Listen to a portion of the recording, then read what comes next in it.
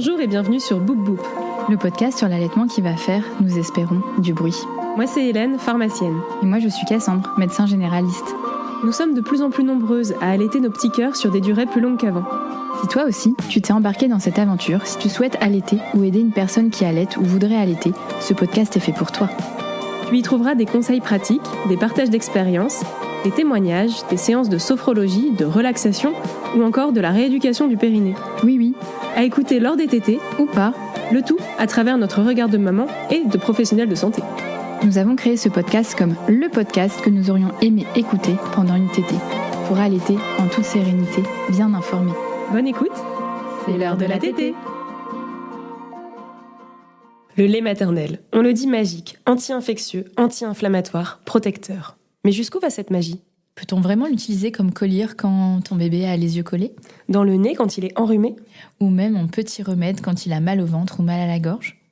Aujourd'hui, on démêle ensemble les croyances, les traditions et ce... je vais lui mettre un peu de lait maternel dans le lait. Aujourd'hui, on démêle ensemble les croyances, les traditions et ce que dit réellement la science. Bonne écoute. C'est l'heure de la tétée. Alors déjà, pourquoi on parle d'un lait magique ? Avant de parler des usages locaux, on va poser les bases. On le rappelle, le lait maternel, c'est un fluide vivant, unique et qui va contenir beaucoup de choses, Cassandre. Oui, notamment des anticorps, surtout des IgA, de la lactoferrine aux propriétés antibactériennes, du lysozyme capable de détruire certaines bactéries et des oligosaccharides qui nourrissent le microbiote et empêchent l'adhésion de certains agents pathogènes. Et on va saupoudrer tout ça avec bien sûr des cellules immunitaires. Scientifiquement, oui, le lait maternel a des propriétés anti-infectieuses démontrées, surtout dans le cadre de l'allaitement quand il est ingéré par le bébé et qu'il agit dans le tube digestif. Mais il y a un mais, je sais pas si t'as la rêve de cette chanson. C'est le roi du monde. Donc il y a un mais. Avoir des propriétés biologiques ne veut pas dire être un médicament utilisable partout, sinon ça se saurait. Et c'est là que les choses vont être un peu plus complexes que ce qu'on ne pense. Donc c'est vrai qu'on entend dire, quand il y a une conjonctivite qui débute, le lait maternel dans les yeux, est-ce qu'on peut en mettre ? Donc est-ce que c'est un mythe ? Est-ce que c'est une réalité ? On va développer tout ça. Alors, qu'est-ce que dit la science ? Cassandre a cherché, c'est elle qui s'est tapée la littérature. Elle a trouvé une étude clinique qui a porté sur des nourrissons qui avaient moins de 6 mois. Et cette étude démontrait que les gouttes de lait maternel utilisées en cas d'écoulement oculaire n'étaient pas moins efficaces qu'un collyre classique pour améliorer les symptômes. Mais il y a un mais, pas plus efficaces non plus.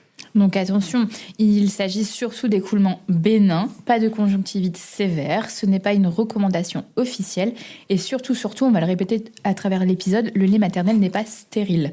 Cette étude, elle était intéressante parce qu'on le sait, on peut faire dire beaucoup de choses à une étude en fonction de la cohorte, c'est-à-dire la population qu'on va prendre, de comment on va définir la conjonctivite, dans ce cas-là. Et puis d'extraire des petites phrases du contexte global aussi. Donc souvent, en fait, on aime bien avoir plusieurs études pour arriver à une conclusion. Là, cette étude, elle reste intéressante parce qu'elle était randomisée, c'est-à-dire qu'on a vraiment comparé entre deux groupes, un groupe témoin qui reçoit par exemple un collyre antiseptique et un groupe qui reçoit du lait maternel. Mais donc les résultats peuvent être intéressants dans le sens où c'est randomisé, mais il y avait une petite cohorte, c'est-à-dire que les deux groupes comportaient environ 150 bébés, ce qui est faible pour l'étendre à la population générale et affirmer avec certitude que le lait maternel est aussi efficace par exemple qu'un collyre antiseptique. Donc c'est bien de savoir par exemple que ce n'est pas nocif, que c'est ni mieux ni moins bien, mais on ne va pas crier victoire en disant que c'est exactement pareil. Oui, donc si un dimanche soir, t'as rien sous le coude, tu peux donner le lait, tu peux mettre ton lait dans l'œil de ton bébé, c'est pas très grave. Donc en pratique, pour un œil légèrement collé, sans douleur, sans rougeur importante, là tu peux y aller. Certaines équipes reconnaissent que cela peut aider, mais en cas de conjonctivite importante ou de doute ou de symptômes qui persistent, là un avis médical est indispensable. Parce que, en fait, ce qui va être prescrit dans le cadre médical, on va le rappeler, ce sont des produits qui ont des statuts de médicaments, les collyres, donc qui sont étudiés pour être connus, pour être efficaces, en tout cas pour proposer un bénéfice important dans le cadre de soigner la conjonctivite. C'est pour ça qu'on sera, en tant que soignant, plus rassuré de vous dire on va vous prescrire un collyre que vous dire mettez du lait maternel dans l'œil de votre bébé. Ouais, voilà, c'est pas dangereux dans tous les cas, mais ce n'est pas un traitement miracle ni universel. En gros, c'est ce qu'on va répéter un peu tout le long de l'épisode, mais pas que. Restez. Et donc, on en arrive à la deuxième utilisation qu'on trouve du lait maternel en usage externe. C'est le fait de faire les lavages, les drainages rhinopharyngés, donc les lavages de nez, avec du lait maternel. Vraie bonne idée ou fausse bonne idée, Cassandre? C'est vrai que déjà, on en voit pas mal sur les réseaux. C'est très souvent conseillé dans les familles, un peu de lait dans le nez quand ton bébé est enrhumé. Mais là, la science est claire. Aucune étude clinique solide ne montre que le lait maternel soulage mieux le rhume, nettoie mieux les fosses nasales ou réduit la durée des symptômes. À l'inverse, ce qui est conseillé aujourd'hui, c'est de faire des drainages rhinopharyngés au sérum physiologique, puisque le sérum physiologique, il est stérile, il est étudié et il est sûr. Contrairement au lait, qui, à beau être magique, peut tout de même contenir des bactéries qui n'ont rien à faire dans les voies respiratoires. En gros, elles peuvent être détruites quand votre bébé mange, parce que c'est détruit par exemple, le pH de l'estomac, son système digestif. Mais par contre, retrouver dans le nez, c'est pas les mêmes systèmes de défense et c'est pas forcément fait pour. Ouais, donc pour le nez, contrairement à l'œil, le sérum Phi reste la référence des os. Après, je trouve le seul avantage, mais bon, enfin, bref, je vais exprimer ma pensée, c'est très clair ce que je dis, c'est que le lait maternel est à 37 degrés quand il est tout frais. C'est peut-être ça qui, en fait, si on fait un lavage de nez au lait maternel, c'est peut-être plus agréable pour le bébé. Mais en fait, il suffit juste de chauffer un peu votre sérum Phi, parce que c'est vrai que c'est pas génial quand c'est froid, mais ça peut donner mal à la c'est le seul tête, truc, ouais. je pense, qui fait que peut-être que si vous faites une pipette de sérum Phi versus les maternelles, vous avez l'impression que c'est mieux toléré, mais c'est peut-être juste une question de température. Et alors, en ce qui concerne mal de gorge, toux, troubles digestifs, boire du lait maternel en remède, est-ce que ça aide? C'est vrai qu'on entend parfois et on voit sur les réseaux les nanas qui tirent leur lait. Leur mari est malade, je pense qu'il y a de lighting, mais leur mari est malade, hop, elles versent dans leur café un peu de leur lait maternel. Est-ce que ça peut aider? Donc en effet, c'était la grosse traîne de cet hiver. Je mets du lait maternel parce que mon mari commence à être malade. On entend aussi parfois que le lait maternel peut guérir la diarrhée. Là encore, on va être un peu plus précis. Alors, ce qui est prouvé par la science, c'est que statistiquement, les bébés allaités ont moins de diarrhée et lorsqu'ils ont des diarrhées, elles sont moins sévères. Ça ne veut pas dire qu'ils en ont jamais. Et lors des infections digestives, les bébés allaités ont tendance à récupérer plus vite. Maintenant, ce bénéfice, il vient de l'allaitement en lui-même, d'une façon régulière et pas d'une prise ponctuelle comme d'un médicament. Donc mettre du lait dans le latte de votre mari ne va pas changer grand-chose. Il n'existe pas d'études montrant que boire du lait maternel comme un sirop guérit un mal de gorge ou une infection respiratoire. En même temps, c'est assez délicat à organiser comme étude.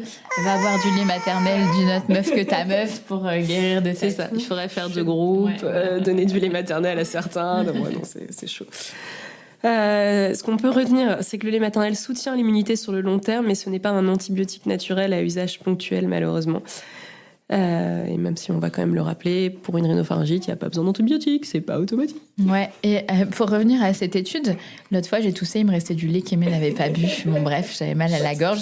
Je me suis dit, allez, je vais mettre mon petit lait dans un verre de vin. Puis j'ai fait n'importe quoi. Et je l'ai bu. Bon, en fait, j'ai été méga malade, donc ça a pas changé. Donc voilà.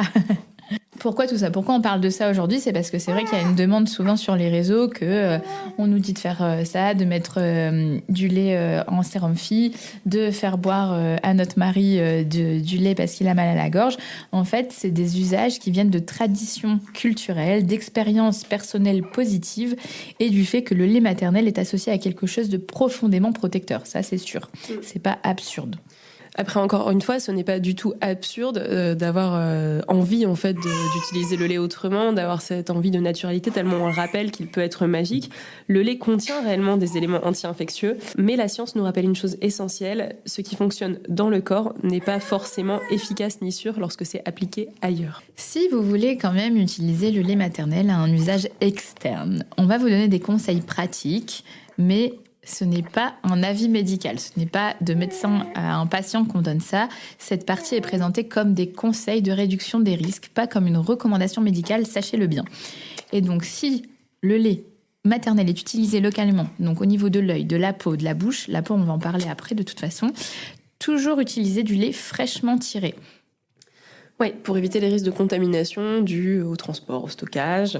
Donc on va prendre du lait idéalement juste après un tirage ou une expression manuelle et on évite le lait décongelé ou rester plusieurs heures, plusieurs minutes à température ambiante. Avec une hygiène rigoureuse, on se lave très bien les mains, soigneusement, avant le tirage et au moment de l'application. Et le matériel est propre et sec. Bon, bien sûr, ça va de soi. Donc, au niveau de ton tire-lait, du récipient et de la pipette qui est utilisée. On l'utilise directement et encore une fois ponctuellement. On ne conserve pas le lait pour plus tard, une fois qu'il est tiré pour cet usage. Et on ne réutilise pas un reste de lait pour le mettre dans le nez ou dans les yeux. C'est jamais dans un contexte d'infection sévère. Donc, en cas de fièvre, de douleur importante, d'œil très rouge ou purulent, là, il faut aller voir le médecin. Et si c'est des symptômes qui persistent ou qui s'aggravent, pareil, avis médical obligatoire. On n'utilise jamais en substitution d'un traitement qui vous est prescrit par un médecin. Si un collyre, un antibiotique, un autre traitement est indiqué, le lait maternel ne doit pas le remplacer. Et on arrête immédiatement s'il y a une aggravation, bien sûr, donc soit une rougeur, une irritation, une douleur ou la majoration d'un écoulement. Encore une fois, nous, on ne vous interdit rien. Vous pourrez toujours lire des témoignages de gens qui vous disent que ça marche très très bien et grand bien leur face, mais on se permet d'affirmer jusqu'à preuve du contraire des choses. Donc à partir du moment où on n'a pas plusieurs études sérieuses qui vont nous affirmer une supériorité du lait maternel, on ne pourra jamais vous dire de le faire et de l'affirmer. Ces pratiques, elles sont empiriques. Et en tant que soignant, on est là pour accompagner et sécuriser, et bien évidemment pas pour vous faire culpabiliser. Et pour finir, parlons peau, parlons bien. Attends, je refais le jeu de mots parce que Aimé va casser mon jeu de mots. Et pour finir, parlons peau, parlons bien. Beau jeu de mots. On va parler de l'application du lait maternel sur les lésions cutanées. On adore. Personnellement, je l'ai utilisé sur de l'acné du nourrisson. Et j'ai retouché les photos du faire-part de mon fils puisque ça n'a pas été efficace. Le lait maternel, donc, c'est un liquide qui est vivant, qui est riche en anticorps et en facteurs anti-inflammatoires et antibactériens. Ça explique pourquoi depuis longtemps on lui prête des vertus pour la peau, aussi bien pour celle du bébé que pour celle de la mère. Et donc, on peut utiliser le lait maternel en cas de crevasse du mamelon. C'est vraiment l'usage externe le plus connu. Appliquer quelques gouttes de lait maternel sur le mamelon après une tétée est fréquemment recommandé par les professionnels de l'allaitement. C'est vrai que le lait aide à maintenir une cicatrisation humide et possède des propriétés antimicrobiennes naturelles qu'on a rappelées plus haut dans l'épisode. Alors là, savoir aussi qu'on a de la donnée scientifique par rapport à ce qu'on affirme ici. Il y a des études cliniques qui ont comparé la lanoline avec le lait maternel, avec, j'ai plus en tête, mais d'autres trucs qu'on utilise régulièrement dans les crevasses. Et malheureusement, la supériorité du lait maternel n'était pas démontrée pour la cicatrisation. C'était ni plus ni moins aussi efficace que la lanoline. Donc, on a tendance à dire que l'un ou l'autre, très bien. Donc l'un ou l'autre, en fait, vont avoir la même efficacité, mais on ne peut pas dire que le lait maternel est la référence de traitement dans le cadre des crevasses. Vous pouvez l'utiliser, ça reste efficace, mais encore une fois, on utilise ce qui vous convient. Si vous préférez mettre une crème, des coupelles en argent, enfin, voilà. Après ça, du coup, c'est gratuit, tu l'as direct, oui, même en c'est gratuit. Voilà. Mais après, on va quand même rappeler une nuance. Quand on a des crevasses qui sont profondes, douloureuses, persistantes, infectées, là, le lait maternel et tout le reste du panel cicatrisant ne suffit pas. Dans ces cas-là, on cherche la cause et corriger la cause, donc la position, la prise du sein. Est-ce qu'il existe un frein qui gêne la succion ? Enfin voilà, on vous renvoie à plein d'épisodes où on parle de crevasses. Il y a une deuxième situation où on pourrait utiliser le lait maternel en usage externe, ce sont les croûtes de lait. Ma fille Simone, elle en avait, c'était un enfer. Mais bon, en fait, voilà. Les croûtes de lait, c'est lié à une production de sébum excessive et à la maturation de la peau du nourrisson. Et en fait, ça s'appelle la dermatite séborique liée à une levure, la malacésia. Elle n'est donc pas causée par le lait, ni maternel, ni artificiel. En fait, on appelle croûte de lait, mais c'est pas dû au lait. C'est juste au fait que c'est chez les tout petits bébés, parce que leur cuir chevelu, la peau n'est pas mature, en fait. En fait, il faut appeler ça des croûtes de sébum envahies par une levure, mais c'est dégueulasse. Sur un cuir chevelu non mature. Alors, donc, on le retrouve, ça, de mettre du lait maternel, le laisser poser, puis de faire un shampoing. Et à ce jour, il n'existe pas de preuves scientifiques solides montrant que l'application de lait maternel permet de les faire disparaître. Certains parents vont observer une amélioration, mais corrélation n'est pas causalité. On pourrait dire, moi j'ai mis du savon au lait de chèvre et ça a fait disparaître les croûtes de lait. Ce n'est pas parce que ton expérience a validé ta théorie qu'elle est valable pour tout le monde. En fait, ça marche parce que c'est associé à des soins. Genre masser doucement le cuir chevelu, brosser délicatement ou utiliser des émollients. Là, oui, ça va faire partir la croûte de lait. Donc, dire que c'est uniquement le lait maternel, c'est pas ça, c'est un tout. Voilà, donc c'est pas dangereux, mais c'est pas non plus un traitement validé. Mais après, en tant que pharmacienne, je n'ai pas non plus de traitement validé. Souvent, il y a des parents qui mettent de l'huile d'amande douce, mais c'est pareil, c'est plus le massage qu'on va faire derrière. On vend une spécialité aussi en pharmacie à laisser poser puis à masser, c'est aussi ça. Voilà, je pense pas que ce soit le produit, mais plutôt le soin qui est apporté autour, comme vient de le dire Cassandre. Et moi, je vais en parler quand même parce que moi, j'avais même été voir une dermato et elle m'avait dit que ça pouvait être du psoriasis du cuir chevelu, donc j'avais un peu paniqué. Et en fait, non, j'ai fait un shampoing pour éliminer la levure et ça a marché. En fait, j'ai laissé poser. Aussi, des fois, on dit de mettre de la vaseline. Ta fille a les cheveux gras pendant au moins 17 jours, mais ça marche. Donc, vraiment, n'hésitez pas à demander avis. Et aussi, ça peut démanger ton bébé. Donc, essayez quand même de prendre les choses en main. Si tu as mis du lait maternel et que ça persiste, vaut mieux utiliser quand même des produits qui pourraient améliorer les croûtes de lait. Ouais, puis vraiment consulter, parce que c'est vrai qu'on a tendance à se dire c'est normal parce que c'est un bébé, mais en fait, au final, toi, il y avait...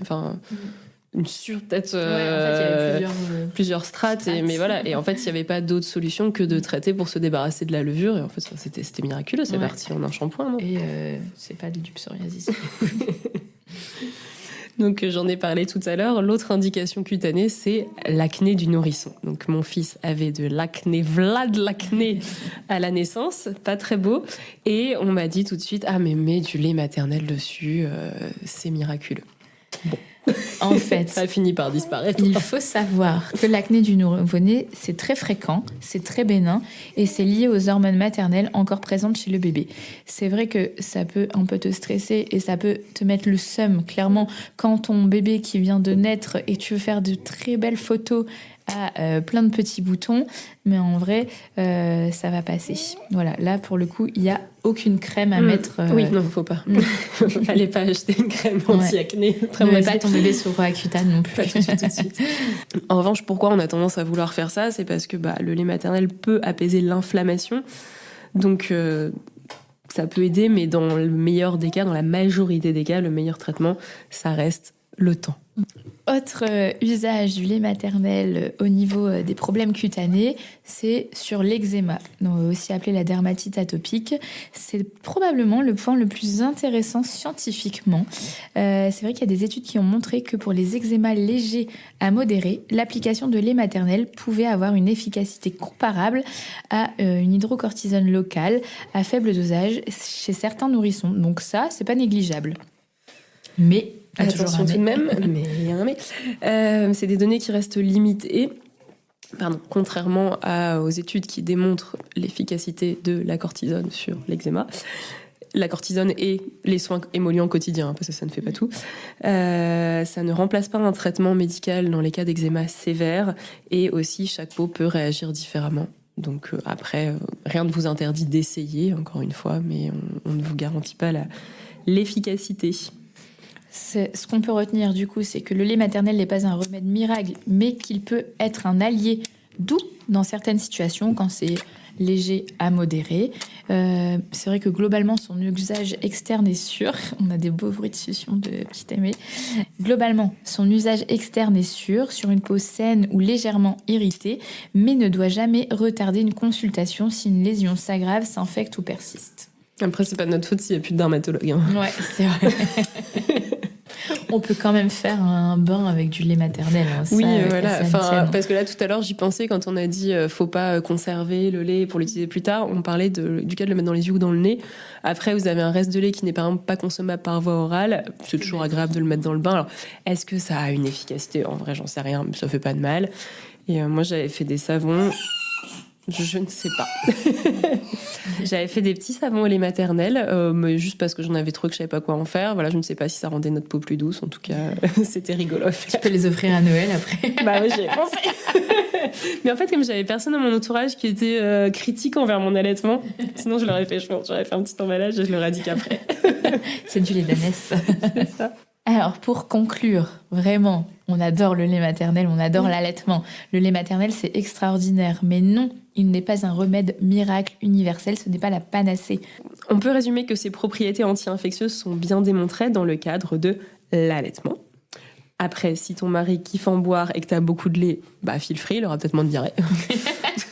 Il passera peut-être moins de temps aux toilettes. Ah yes. Sérieusement, l'usage en collyre a été étudié mais reste limité et encadré. Les usages dans le nez, pour la gorge ou comme traitement ponctuel ne sont pas scientifiquement validés. C'est vrai qu'allaiter, c'est déjà offrir une protection immense, mais il n'est pas nécessaire ni recommandé d'en faire plus que ce que la science soutient. Si cet épisode t'a aidé à y voir plus clair, en tout cas nous on a adoré le préparer, entre intuition, tradition et données scientifiques, n'hésite pas à le partager autour de toi. Et comme toujours, fais-toi confiance, entoure-toi et n'hésite jamais à demander un avis médical quand quelque chose t'inquiète. C'était l'heure de la tétée. N'hésite pas à noter ou commenter notre podcast et à le partager pour que Bouboub soit écouté par des mamans qui allaitent ou futures mamans qui souhaitent allaiter. Pour pouvoir allaiter en toute sérénité, bien informée. C'était l'heure de la tétée.